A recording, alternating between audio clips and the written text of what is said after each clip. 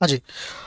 तो last class में हमने क्या रिलेटेड क्या किया था हमने मतलब आपसे डिस्कस डिस्काउंट रिलेटेड ट्रांजैक्शन के बारे में डिस्कस किया था। आज जो हम बात करने वाले हैं अबाउट बैंक के रिलेटेड ट्रांजेक्शन, मतलब हम उन लेन देन के बारे में बात करेंगे जो कहीं ना कहीं से किससे रिलेटेड है, कहीं ना कहीं किसी से संबंधित है, तो बैंक से संबंधित है। मतलब वो कहीं भी जा रहे हैं, कहीं से आ रहे हैं, वो बैंक को टच करके जा रहे हैं। बैंक रिलेटेड ट्रांजेक्शन में कोई बहुत बड़ा सवाल या बहुत बड़ा कॉम्प्लिकेटेड चीज नहीं है। उसमें तीन चीजों को बड़ी ही सुंदर तरीके से सजाया गया है। एक तो है चेक, जैसे चेक हमें मिलता भी है और हम किसी और को देते भी। दूसरा है बैंक, नॉर्मल बैंक, तो उसका। और तीसरा आता है बैंक ड्राफ्ट। तो मैंने आपको क्या बताया कि बैंक और बैंक ड्राफ्ट के बदले हमेशा क्या नाम दिखाते हैं, बैंक अकाउंट। तो इसके लिए कोई दिक्कत नहीं, तो बैंक अकाउंट को बैंक अकाउंट दिखा देंगे, बस कहानी खत्म। समस्या कहां आता है चेक में, कि चेक को कहीं कहीं क्या कहा जाता है और कहीं कहीं क्या कहा जाता है। तो बस अगर हम ये जान जाएं कि चेक को हम कब बैंक और चेक को हम कब चेक लिखें, तो हमारा आधा टेंशन तो खत्म हो जाएगा। पक्का। तो सबसे पहले ये ध्यान रखिएगा कि चेक को हम बैंक अकाउंट कब लिखते हैं। चेक को हम बैंक अकाउंट कब लिखते हैं, तो पहला केस, सबसे पहले तो ये कहा गया है कि अपने चेक के बदले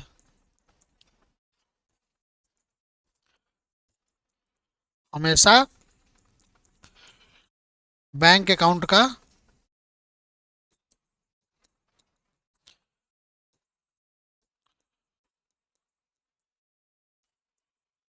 हमेशा किस अकाउंट का प्रयोग किया जाता है।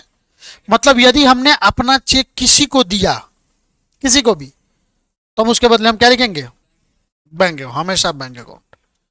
ध्यान रखिएगा, ठीक है। एक तो ये आपको समझ में आ गया कि चेक को बैंक कब लिखते हैं। तो जब चेक किसका हो भाई, चेक अपना खुद का हो, जिस बिजनेस के लिए अकाउंटिंग कर रहे हो उस बिजनेस का खुद के नाम का चेक हो, तो उसके बदले हम हमेशा क्या लिखेंगे, बैंक अकाउंट। दूसरा,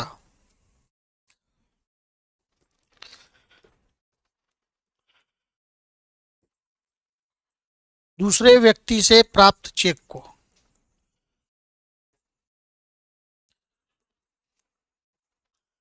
यदि प्राप्ति के दिन है, मतलब जिस दिन प्राप्त हुआ,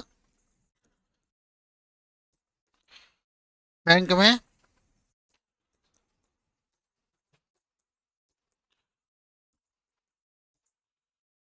जमा कर दिया जाए, तो चेक के बदले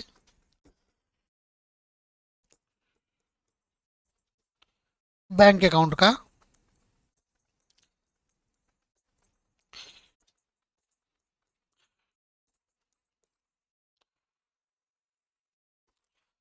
तो पहला चेक का नाम कब चेक लिख बैंक कब लिखते हैं, तो जब अपना हो। और दूसरा, जैसे किसी और व्यक्ति से हमें चेक मिल रहा है और जिस दिन मिल रहा है यदि मैं उसी दिन उसको क्या कर दूं, बैंक में जमा कर दूं, तो उस चेक के बदले भी हम क्या लिखेंगे, बैंक अकाउंट लिखेंगे, ना कि चेक। जैसे राम से मुझे चेक मिला और मैं उसी दिन जाके मैंने चेक जमा कर दिया, तो मैं ये नहीं लिखूंगा चेक आया तो चेक अकाउंट डेबिट ना, तब क्या लिखूंगा, bank account debit to Ram account, क्योंकि देने वाला कौन है, राम है, देने वाले को क्रेडिट करता है ना, ये चीज करेंगे। तो फिर आखिर चेक को चेक कब लिखते हैं, बात ही आता है। तो उसके लिए बहुत सुंदर सा है कॉन्सेप्ट, बहुत अच्छा है इसका। इसका एक सिंपल सा कॉन्सेप्ट है।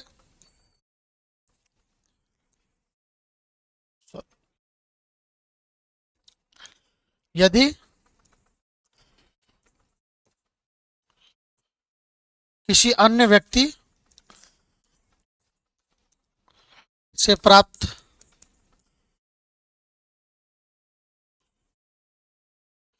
चेक को प्राप्ति के अलावा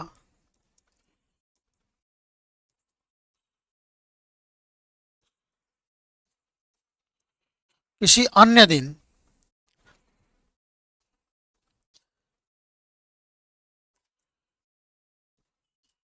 बैंक में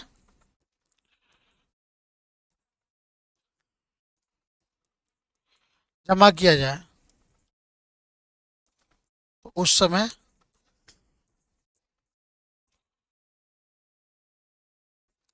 चेक को चेक अकाउंट से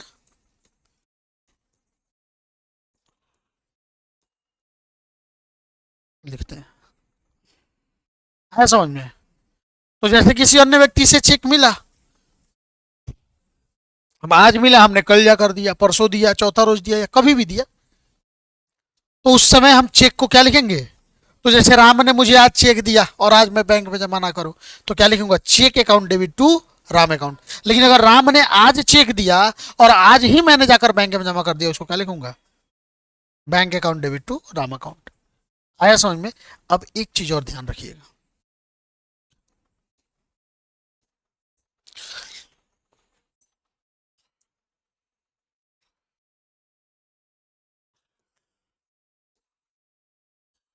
आवश्यक निर्देश।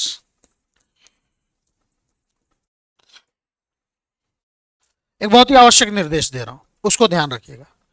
निर्देश क्या है कि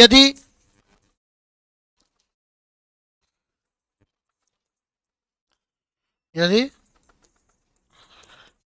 प्रश्न में चेक को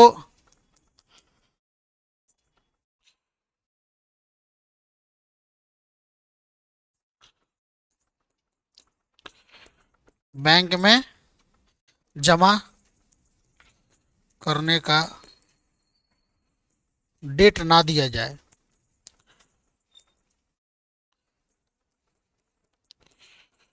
तो हम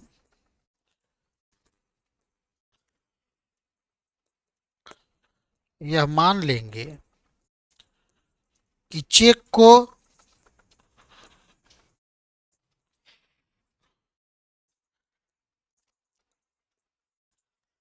प्राप्ति के दिन ही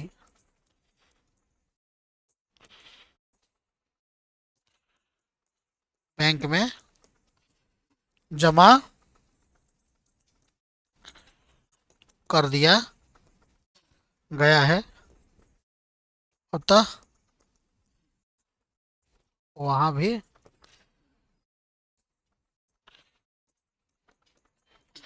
बैंक अकाउंट लिखा जाएगा। आया समझ में? हमने क्या लिखा?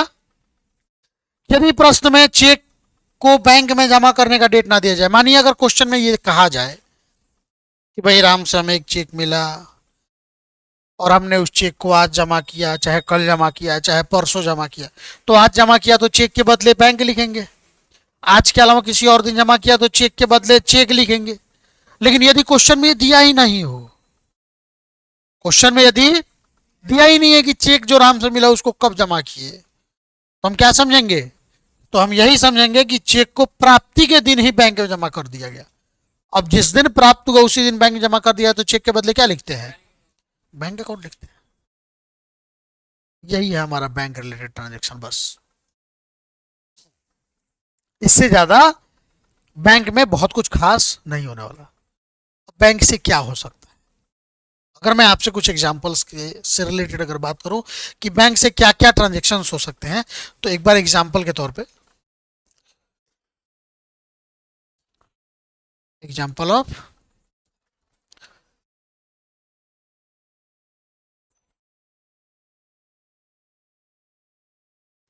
बबलू। अरे बाबू समझ में? पक्का? अरे ना, ध्यान दीजिएगा, थोड़ा सा मेहनत करिएगा ना।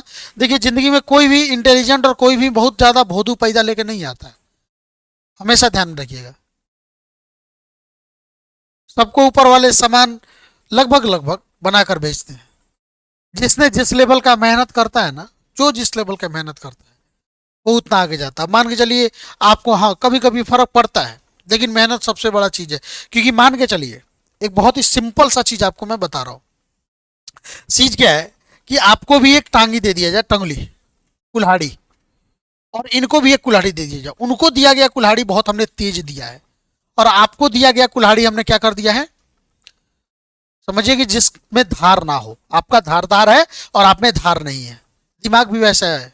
चलो ऊपर वाले ने बना दिया कि एक का दिमाग बहुत तेज बना दिया, एक का दिमाग कम बना दिया, लेकिन जिसका दिमाग बहुत इंटेलिजेंट बना दिया और उसने अगर मेहनत ही नहीं किया, दिमाग का उपयोग नहीं किया, और आपको हमने क्या कर दिया था कि बिना धार का मैंने कुल्हाड़ी दे दिया था और उसको आपने लगातार प्रयास करा, तो शुरू में तो कठिनाइयां आएंगी क्योंकि बिना धार वाले से जल्दी नहीं करता, लेकिन एक टाइम आता है, थोड़ा सा आपने उसको पत्थर पे घसीटा, फिर मेहनत करना शुरू किया, तो एक टाइम आता है कि जिनका धार था ना, उनका धार खत्म हो जाता है, लेकिन आपका धार चमकने लगता है और आप उनसे ज्यादा तेज हो जाते हो। दिमाग के साथ भी ऐसा ही होता है।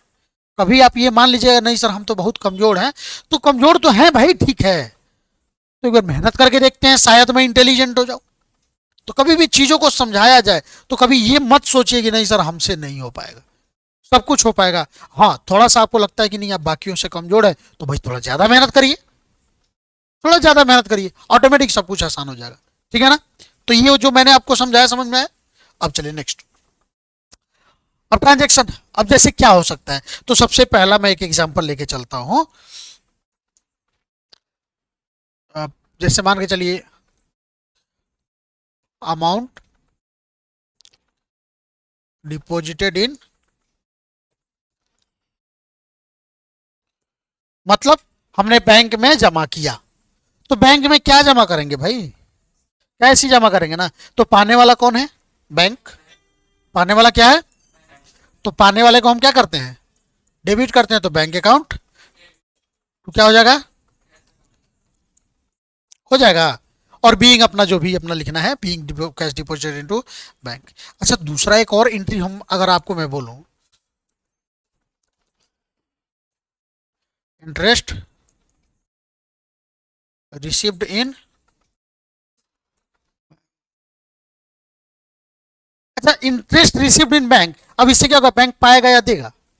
पाएगा। रिसीव कर रहा है ना बैंक, दिया हुआ है कि बैंक में इंटरेस्ट हमें प्राप्त हुआ, मतलब हमने किसी को लोन दिया था, उसने उसका इंटरेस्ट कहाँ भेज दिया? बैंक में भेज दिया। तो फिर यहाँ पाने वाला कौन है? और क्या मिला? इंटरेस्ट कौन सा अकाउंट है? नॉमिनल। और नॉमिनल अकाउंट में अगर हम दिए रहते तब ना एक्सपेंस होता और डेबिट करते, लेकिन ये मिला है, ये इंटरेस्ट हमें क्या हुआ है? मिला है। तो मिला है तो इनकम है, और इनकम को हमेशा क्या कर देते हैं?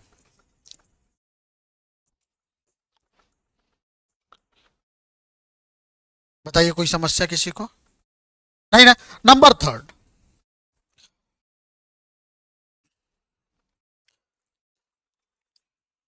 इंस्टॉलमेंट अमाउंट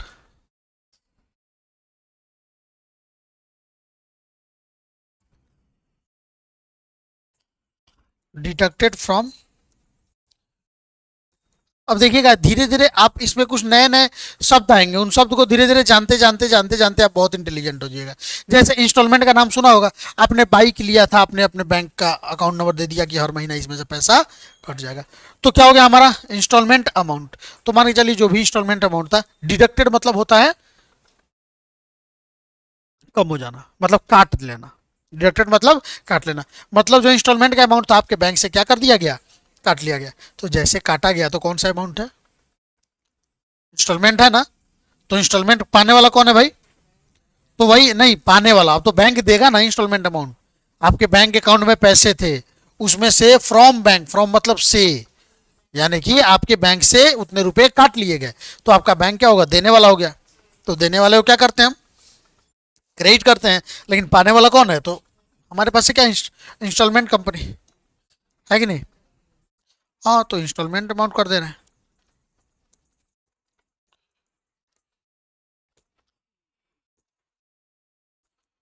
तो आया समझ में? अच्छा, एक और लेते हैं यहाँ पे हम, समझ में आ रहा है ना पक्का? देखिए, चेक,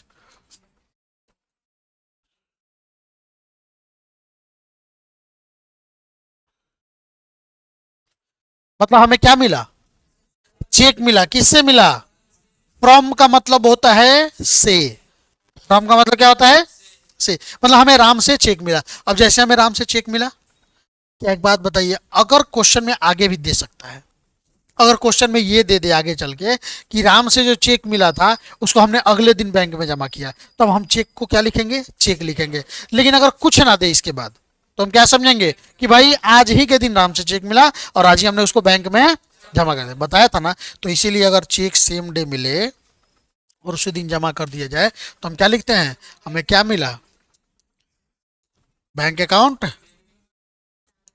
टू, देने वाला कौन है, तो एस्ट्रोफियस लगा देते हैं ना नाम के साथ, हो गया। आया समझ में। अच्छा एक और एंट्री ले लेते हैं इसी में,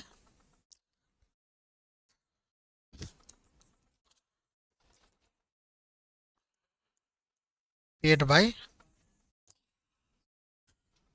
मतलब हमने मकान मालिक को क्या कर दिया, कैश नहीं दिया, क्या दिया, चेक दिया। चेक किसका दिया हमने, हमने अपना चेक दिया। तो अपने चेक को हमेशा क्या लिखते हैं, बताया तो, बैंक अकाउंट। तो इसीलिए एक बात बताइए क्या होगा एंट्री, तो रेंट अकाउंट डेबिट, क्योंकि रेंट क्या है हमारे लिए, खर्च, और खर्च को हम हमेशा क्या करते हैं। देखिए अब ये सब चीजें आपको समझना पड़ेगा, अब डायरेक्ट लिखना पड़ेगा। तो रेंट क्या है भाई, खर्च है, नॉमिनल अकाउंट है ना, और नॉमिनल अकाउंट में खर्च को हमेशा डेबिट करते हैं, इसलिए रेंट अकाउंट डेबिट। और तो हमारे पास से क्या गया, चेक गया है, तो चेक के बदले हम क्या लिखेंगे, नहीं बाबू अपने चेक को हमेशा क्या लिखते हैं हम, सबसे पहला हमने यही लिखा था कि अपने चेक को हमेशा क्या लिखते हैं हम। आया समझ में, पक्का, वही चीज है। एक और एंट्री लेते हैं,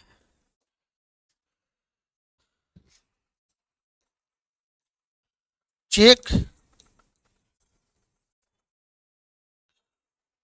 received from Mohan and deposit in bank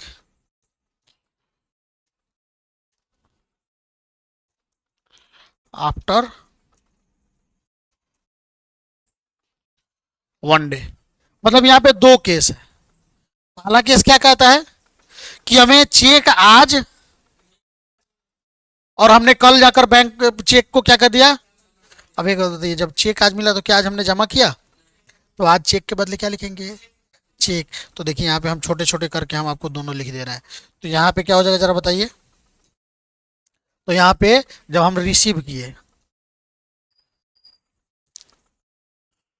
received क्या, तो जिस दिन हम चेक रिसीव करेंगे उस दिन हमारा एंट्री क्या होगा बच्चों, तो हमारा क्या आएगा हमारे पास, क्योंकि अब हम बैंक के बदले क्या लिखेंगे, चेक। आने वाले को चेक, आने वाले को डेबिट करते हैं, और दिए देने वाला कौन है, तो क्या लिख देंगे,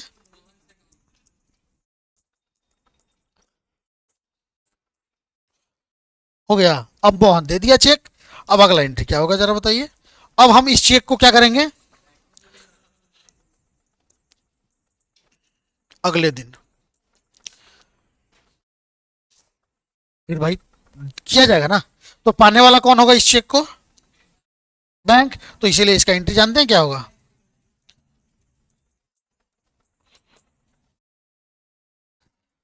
बैंक अकाउंट टू। आइए बात, कितना तारीख है आज, आज हो गया,